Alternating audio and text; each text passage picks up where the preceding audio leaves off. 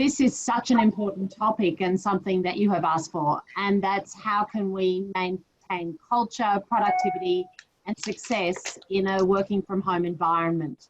And there's no one better to talk on this than Stephanie Roos and Victoria Stewart.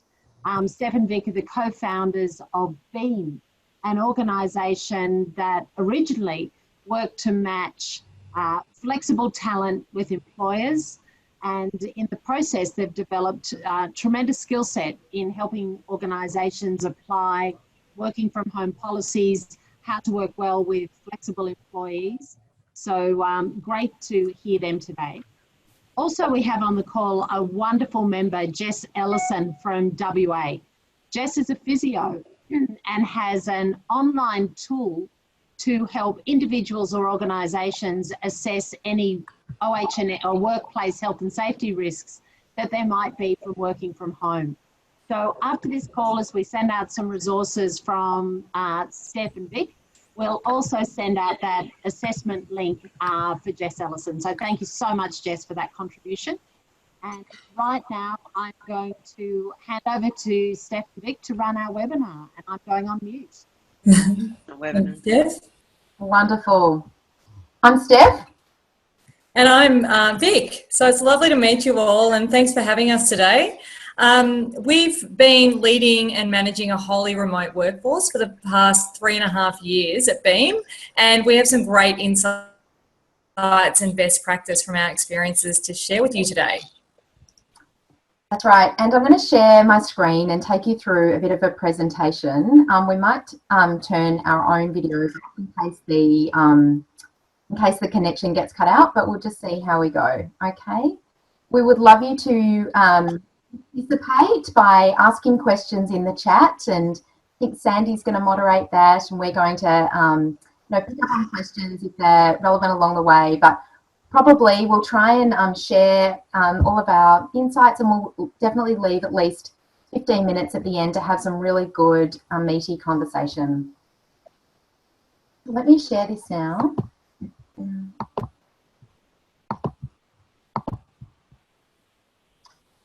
Wonderful. So we know that leading your team and maintaining culture is just one aspect of your business continuity plan. However, the TEC Quarterly Sentiment Index has consistently shown talent as critical to your business success. So taking a considered best practice approach to helping your teams transition and work productively in a new work environment is really important. And the purpose of this session is to learn some of those best practice strategies and considerations to help you maintain that momentum through this crisis. We'll be touching on topics ranging from productivity to protecting mental health and school closures as well. And please do ask those questions through the chat along the way if anything in particular comes up. So let's jump into it. As leaders, this is what we all are on the phone. We really need to lead from the front, and your leadership is absolutely crucial right now. So as much uncertainty as you have in your own, personal and professional lives, that leadership and consistency is important. Expect to spend more time on people support and management than you would normally. Invest in relationships, both internal and external, and really tune in to how the team is feeling each day. This will pay dividends. Acknowledge it is an unusual, tricky time, at the very least. Communicate, I'm looking out for you, and give trust to the team. This is really important. Most of your team will thrive when you put trust and responsibility in their hands, and we'll talk about how in a minute. Institute an open door policy for communication. It's a little bit harder when you're all virtually connecting, but if you can, make time available in your calendar or open hours for your team to reach out. Given it is a really busy time, it's easy for our calendars to become stacked with meetings back to back. However, this can be a signal when people are working remotely from you and your team that they have no time and there's no availability to contact you. So that's really important. Be available in one way or another. And encourage team members to create clear boundaries between work and home life so that they can sustain this for a period of time. That means you too role modeling good working habits to your team. We really strongly recommend moving to video-based communications. such as what we're doing right now, and we can see the power of those connections. And it's it can be a real culture change. So just lean into it. So guys, I'm just going to ask if that's okay that we put ourselves on mute, if that's okay. I think there's a dial. Can other people hear that? That dialing Yes, in? I can hear it. I think you just need, if everyone goes on mute. Okay, great. Sorry. You as presenter can put everyone on.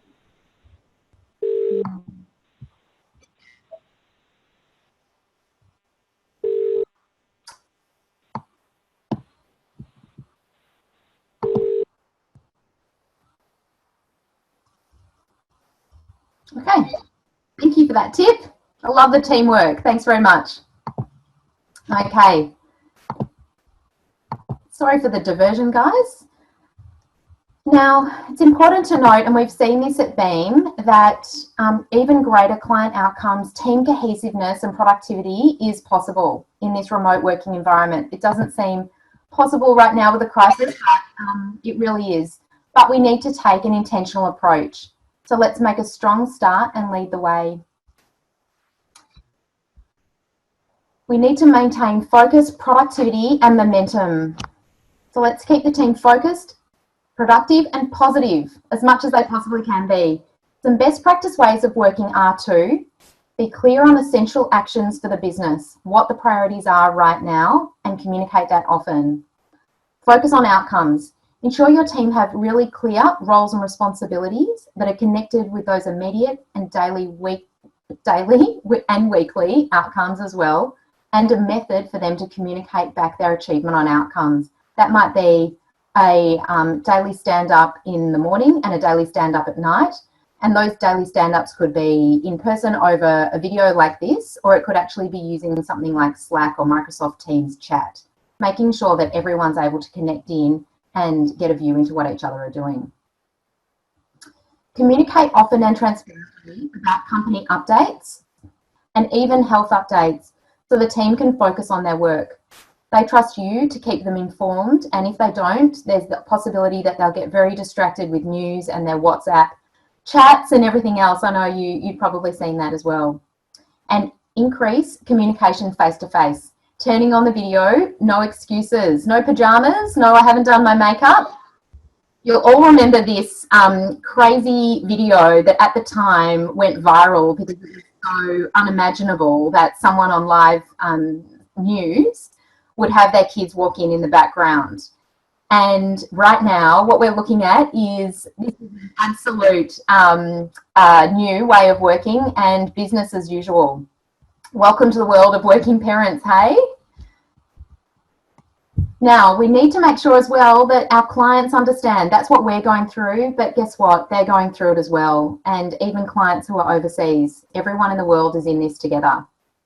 Make sure your team members have the confidence to be present and proactive while working from home. Don't cancel meetings. We just need to change the format. We need to also sort of put a new step in. If we're dealing with customers or clients, we really need to figure out how we're going to communicate with them beforehand.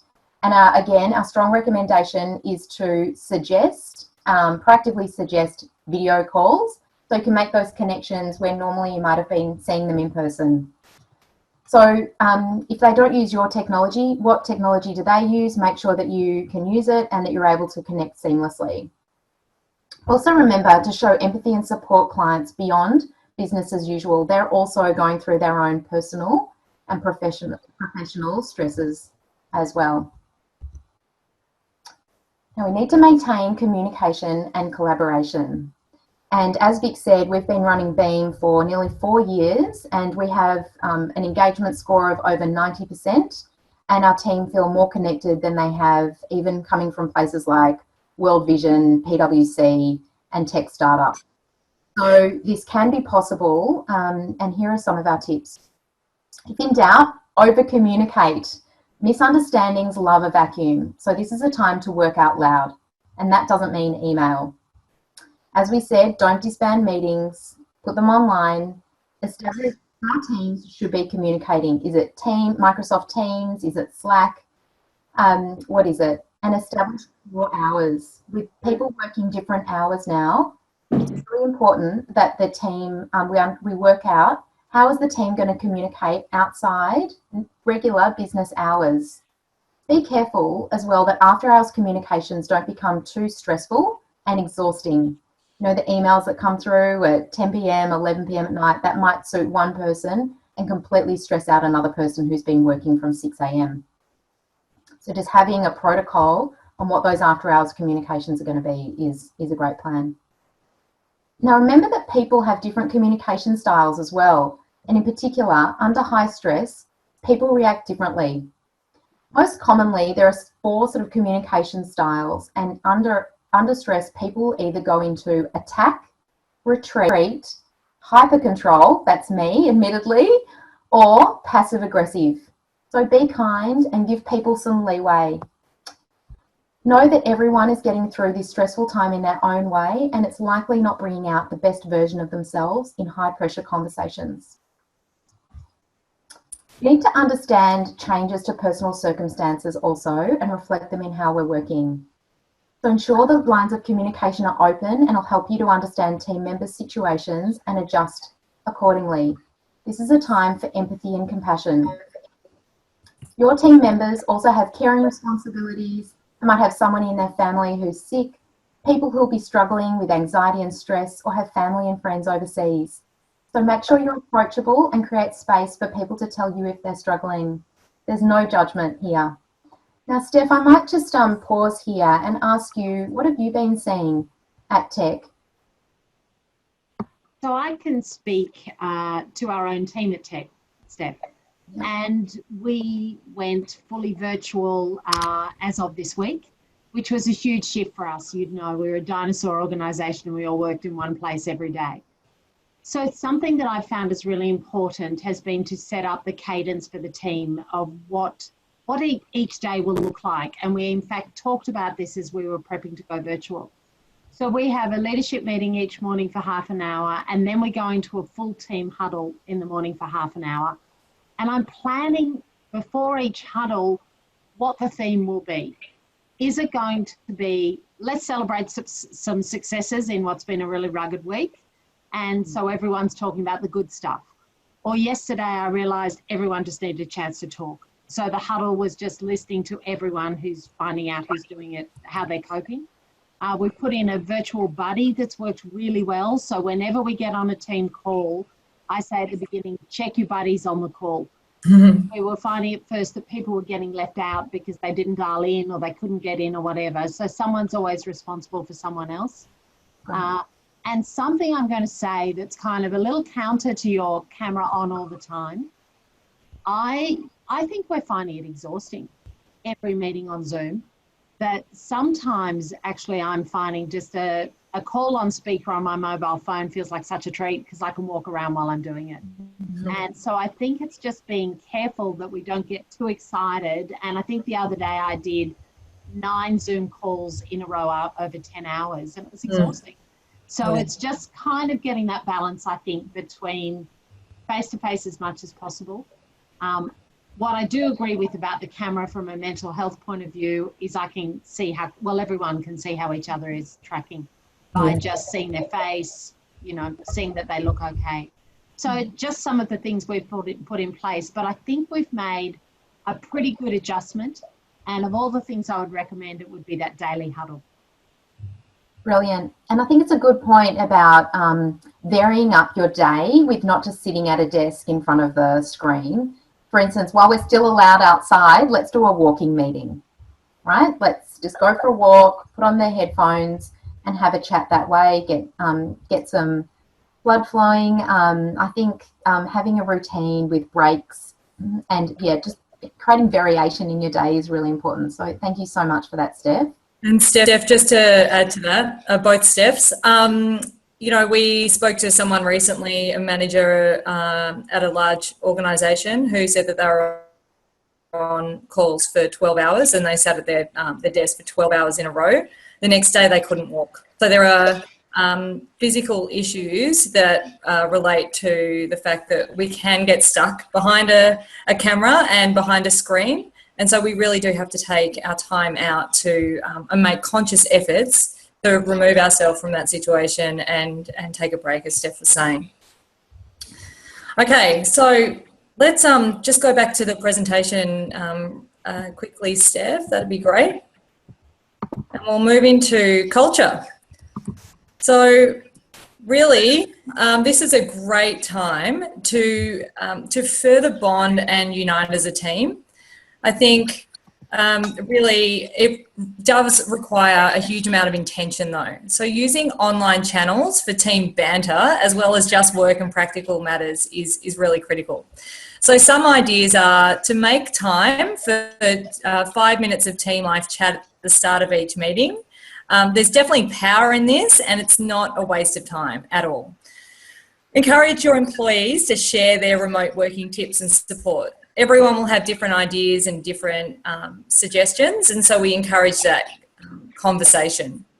And certainly appoint a captain of culture. And Steph, I loved your idea about bringing your buddy along, but definitely an opportunity to keep everyone upbeat is to have an appointed culture captain. And definitely great for those people who are extroverts who you think might struggle with without the daily interaction. Also, find a way to celebrate birthdays online. So, you know, it might also be something like a crazy shirt day on a Friday or something like this. Whatever it is, be creative and just think about what might bring a little bit more energy to the team online. So if we can just move on to the next slide, Steph. Broader macro issues such as school closures or school restrictions are presenting a whole new set of risks for your organisation's productivity and team capacity and of course staff wellbeing. And many people have faced with the challenge of needing to balance employment and childcare responsibilities at home for an unknown period of time. I think anyone on the call who's going through that right now, it probably knows exactly what we're going through. But as a leader, it can be really stressful to be wondering how or when people are actually working. So we have a number of steps that we recommend. So obviously the first one is to have open one-on-one conversations with any working parents in your team to understand what their plan is. So be really open-minded to creative work schedules and childcare coverage models because nothing's going to be really too easy in these circumstances.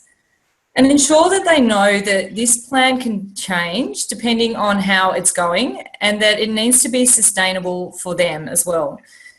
We also need to think through how to best manage the work preferences of team members during this time. While some team members will be able to continue with full-time work, with or without varied start and finish times, others may wish to transition to part-time employment during this period, using paid or unpaid leave as a buffer to their non-work hours. Another step is to challenge yourself and your team to identify different ways to plan and arrange the team's work and question which work is a priority. This is definitely a critical step, identifying the strategic importance and time criticality of each piece of work that you're doing. Now, the other thing is to co-design a role adjustment solution. So that's essentially if someone is moving to part-time, there's going to be a role adjustment made. So co-design this with your team members and ensure that you're putting in place a schedule that is going to work for you and to ensure that you're going to that everyone is going to be able to hit their team outcomes. And remembering that this is for a temporary period of time. Also, work with the team to identify and address the customer and client implications of role adjustments and help managers to clarify the work implications at a team level and therefore is reasonably achievable during this temporary period of time. Also, any change to schedules will need to be communicated to everyone in the team and to the business. And so that includes your own availability.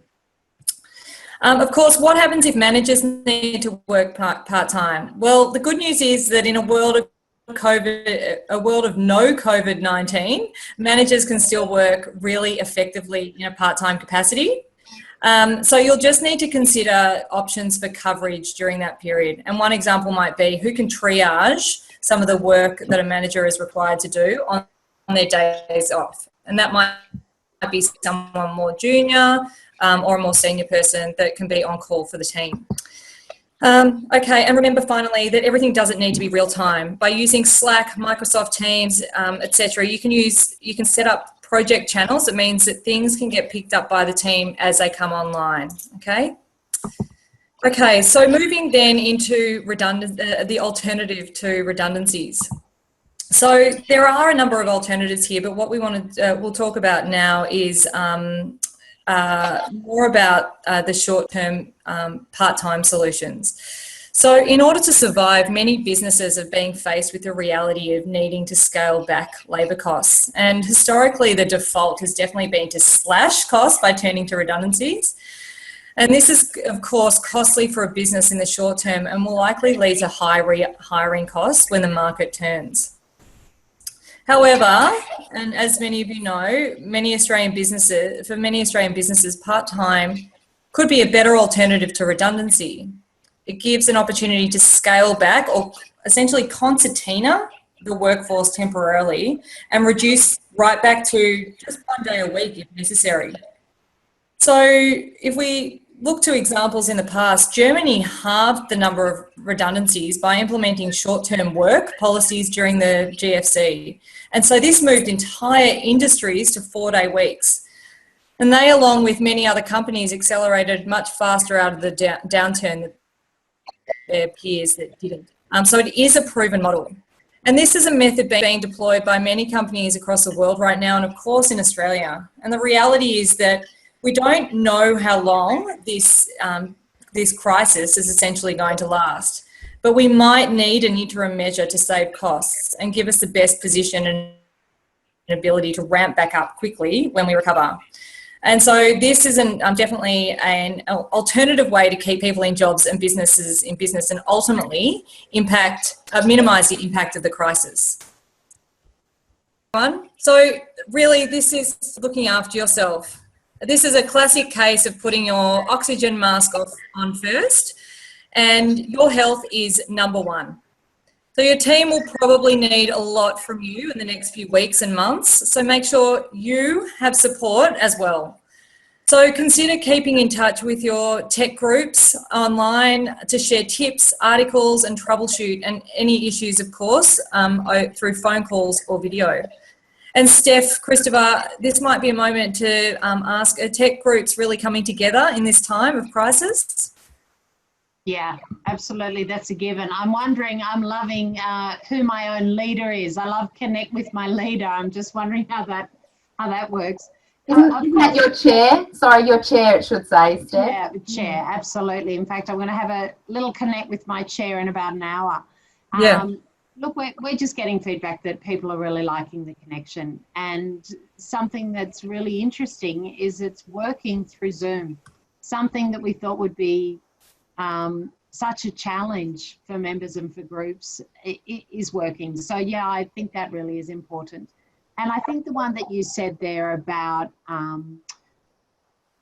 being open, finding people that you can be open with right now about how you're going as a leader. And that's not necessarily relating to the working from home or the shift, it's just related to the environment. But one of the things with Zoom, as Sven Hansen says, they can see it on your face first thing in the morning anyway. So it's remembering on the camera, they can see straight away how you're going. So that's something I think to keep in mind. That's about it. Yeah. It's a great point. Okay. Really finally, I guess it's just really important to know that, Steph, if you just want to flick back to the presentation, it's really important to know that this is, we're actually experiencing the future of work, and we're normalising remote working as we speak, not only in Australia, but globally. And this is a massive transition that's happening, as you can obviously see day to day. So you're a big part of this global movement. So try and enjoy the ride and the experience of working remotely in a new global work environment. You know, I think this is certainly challenging for people, and but really, I think you'll find that your employees will really respond to having the trust that will ultimately come from working in a more remote way as well. So hopefully there'll be some really big positives to come out of this. Thank you all so much. Well done, every single TEC member and chair. You've made it through a week, and so I think that's something big to celebrate. Thank you all very much. There will be another webinar coming your way next Friday. Look out for the summary of this one that Sandy will be sending out to you all, and of course Jess Ellison's toolkit as well for looking at health and safety in the workplace. So Steph Roos and Vic Stewart, fantastic information, so practical and timely. Thank you very much.